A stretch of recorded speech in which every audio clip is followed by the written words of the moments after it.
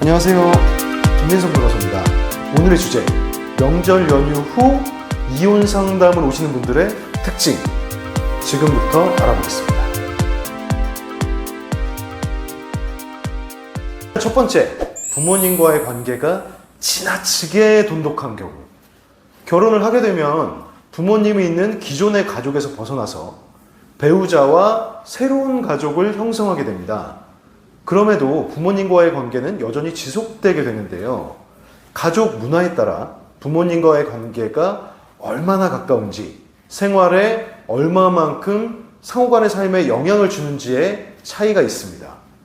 어떠한 가족들의 경우 자녀들이 새로운 가정을 이루고 독립하였다는 것을 존중하고 그 가정에 대한 관심을 최대한 줄이려고 노력합니다. 이 경우에는 부모님으로부터의 간섭이나 관여가 크지 않아서 특별히 이를 이유로 다툼이 많지 않습니다. 반면 어떠한 가족들의 경우 결혼 이후에도 결혼 이전과 큰 변화 없이 부모님과의 왕래와 연락이 좀 잦고 가족 행사가 빈번한 경우가 있습니다.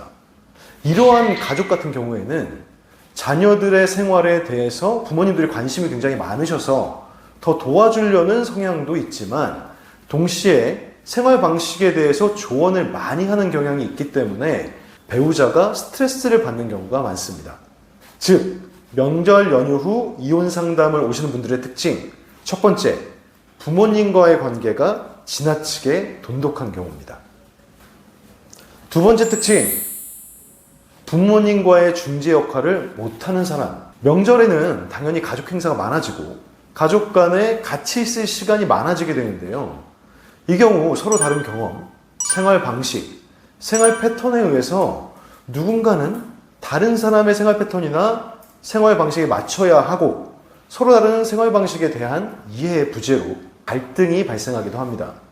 이 경우 부모님과 배우자 사이에 갈등에 대해서 잘 중재를 해야 되는데 어떤 사람의 경우 마치 그 갈등은 자신의 일이 아니라는 듯이 뒷짐지고 이 광경을 구경하는 경우가 있습니다.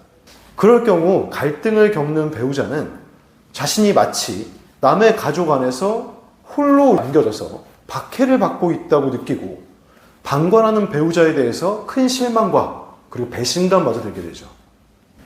자, 명절 연휴 후 이혼 상담을 오시는 분들의 세 번째 특징, 이미 관계가 틀어진 분들입니다. 아무리 사이가 좋은 가족이라고 하더라도 명절에 같이 만나서 생활하는 것 자체가 좀 힘듭니다.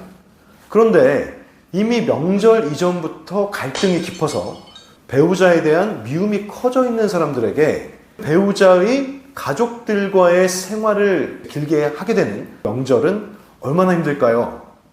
왜 울고 싶은 아이에게 뺨 때려준다는 말도 있죠.